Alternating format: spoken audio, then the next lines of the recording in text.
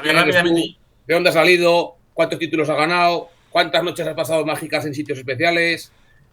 Cuéntanos quién es Iván Cruz. Antes de Vale, nada. bien, yo originalmente soy de Barcelona, tengo 53 años, va a parecer parece una ficha de First Dates, ¿no? No tengo delitos penales y he ganado no sé cuántos títulos Y europeos. Ahora llevo mismo tres no, que yo horas y llevo sepa. 3 horas sin beber. Ahora, aunque ya me has Exactamente, comentado fuera de cámaras que no. bueno, pues de chaval empecé como muchos jugando en Scalestri con mi hermano. Entonces, bueno, poco a poco pues vas haciéndote mayor, vas entendiendo más de carreras. Mi padre un día nos trajo en 1983, nos trajo un vídeo VHS de una empresa que se llama Telesport, que ya no existe, que es de Chema González. De hecho, casi todos los vídeos que ves en YouTube de la época del Grupo B, del Mundial, son de Chema González de Telesport, que estaba en Barcelona, y mi padre recuerdo que le costó 5.000 pesetas, que eran unos 30 euros, que ahora mismo es como gastarte unos 250 euros en una cinta de VHS, para entendernos.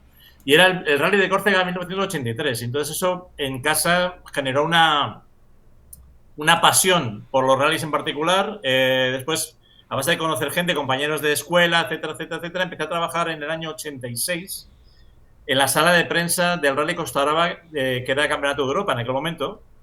Y entonces había gente, por ejemplo, que conocía a Carlos Sainz, el padre, hay que decir padre ahora, ¿no? Pero Carlos Sainz, que llevaba el Renault 5 Maxi Turbo.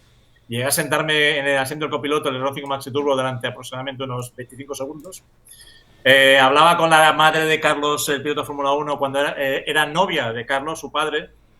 Entonces, claro, está sentado, pues conocer a Carlos Sainz, que en aquel momento era la joven promesa. No había entrado ni siquiera en el Mundial. Entonces, era mi ídolo en aquel momento porque era el chico joven que despuntaba, que llevaba el Maxi Turbo, que era un coche espectacular. Estaba otros pilotos en España, como por ejemplo Salvador Serviá, en aquel momento llevaba un Lancia 037. Habían otros pilotos como Antonio Zanini, en el año 86 llevaba un Ford RS200. Me senté en el muleto del RS200 también, y ahora pienso, madre mía, ojalá tuviera una foto de aquel día, ¿no? Y había otros pilotos, por ejemplo, como Fabrizio Tabatón, que llevaba un Lancia Delta oficial, un Lancia Delta S4, Grupo B oficial de la Bologna Corse, de la Trecance, de un equipo italiano, y que era un negro y dorado, un coche precioso, que era coche a batir en algún momento. Pero Carlos Sainz aún así conseguía batir a Tabatón con el Lancia Delta. Entonces, a partir de ahí, bueno, fueron pasando los años, seguía trabajando en rallies, etcétera, etcétera, etcétera, y un día me dicen, oye, ¿te quieres venir a Madrid a las carreras de camiones? Y yo en aquel momento pensaba que las carreras de camiones eran 4 camioneros que le ponían un dorsal a su camión de calle y corrían. Entonces me parecía una especie como de carreras de cuadrigas modernas, sin caballos, pero más o menos lo mismo, chocando, yo los veía derrapar. Yo pensaba, esta gente está mal de la cabeza, y tenía razón, está mal de la cabeza. Pero pensé, joder, me voy a Madrid, además no había estado nunca en el Jarama, entonces el año 93 empecé las carreras de camiones y recuerdo ver entrar en la línea de meta a un Mercedes oficial de fábrica con 1500 caballos. Entró completamente de lado, pero de lado a base de gas, o sea, a base de potencia. Y pensé, esto no es lo que yo pensaba. Entonces eran, claro, equipos oficiales, prototipos completamente, digamos, hechos a medida para competir. Se venden coches de carreras con forma de camión, para entendernos.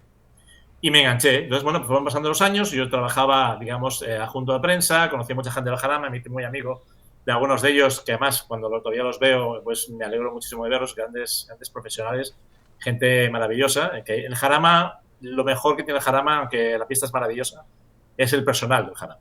Lo digo porque me gusta decirlo de vez en cuando. Hoy en día nadie habla bien de nadie y me gusta hablar bien de la gente, siempre que sea verdad, ¿no? Entonces, un día me dijeron, mira, ¿quieres ser comisario de relaciones con los concursantes? Y dije, pues vale, pues voy a ser. Entonces yo era básicamente el enlace entre los pilotos participantes, o pilotos equipos, el organizador y sobre todo la FIA. Es decir, el comisario deportivo, el director de carrera, etcétera, etcétera, etcétera. Entonces, ¿Eso en Jarama solamente o para un eso en campeonato? aquel momento era Jarama, entonces me saqué mi licencia de director de carrera, de comisario deportivo, porque claro, tú en el momento tú tienes que trabajar con un director de carrera inglés, que en este caso, Tony Idon, de la FIA, que son gente que sabe mucho, pero además son gente que tiene muy mala leche. Entonces no puedes ser, digamos, alguien que sabe. Tú tienes que estar al mismo nivel, aunque sea a nivel títulos, en el sentido como con licencia de director de carrera y licencia de comisario deportivo, tienes que estar a un nivel alto para poder estar a su nivel, ¿no? Entonces yo me lo tomé muy en serio, evidentemente, y bueno, fueron años duros porque, bueno, vi cómo trabajaba mucha gente en la FIA, tanto para bien y como para mal, aprendí muchas cosas.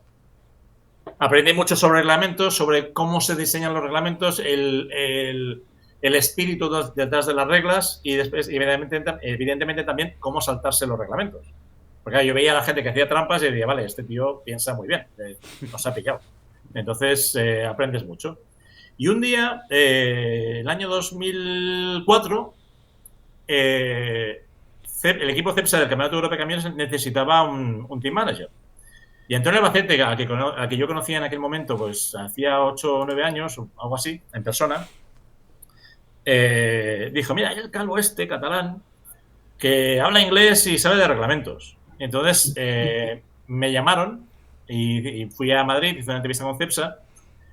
Sé que había otro candidato o algún candidato más, no sé exactamente quién era y tal y cual, pero claro, yo recuerdo la entrevista, entonces, claro, tener una persona que está dispuesta a viajar, que el dinero pues era importante, pero no era lo importante, porque yo tenía mi trabajo y me ganaba la vida bien, con experiencia, con idiomas y con ganas de hacerlo, pues en aquel momento me parecía genial. Yo pensaba, estar un año o una cosa así.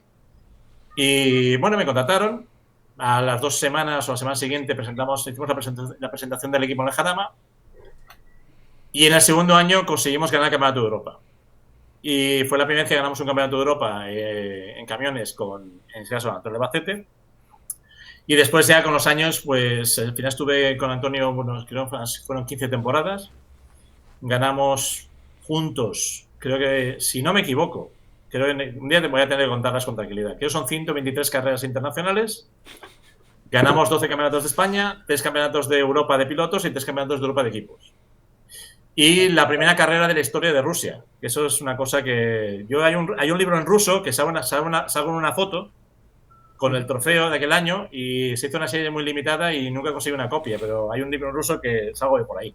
Y la primera carrera de la historia moderna, porque antes de la Revolución Rusa de 1914, hubo carreras en circuitos urbanos, pero después, digamos, de la caída del telón de acero y de la disgregación de la Unión Soviética y en Rusia y Ucrania y todas las repúblicas, la primera carrera internacional que hubo en circuito en Rusia fue en circuito de Smolensk y la ganamos nosotros. Con lo cual, la verdad es que esas cosas que no tienen importancia, pero bueno. ¿Qué año era ese? El 2010. 2010. Y bueno, después seguía corriendo con Antonio. Cepsa decidió dejar las carreras. En general, dejó tantos camiones como motos, como Fórmula 1, dejó todo de golpe. Hay que decir que la empresa la compró un grupo de Abu Dhabi. Entonces, ellos tienen una filosofía distinta. Entonces, bueno, ellos pues, lo veían de una manera diferente.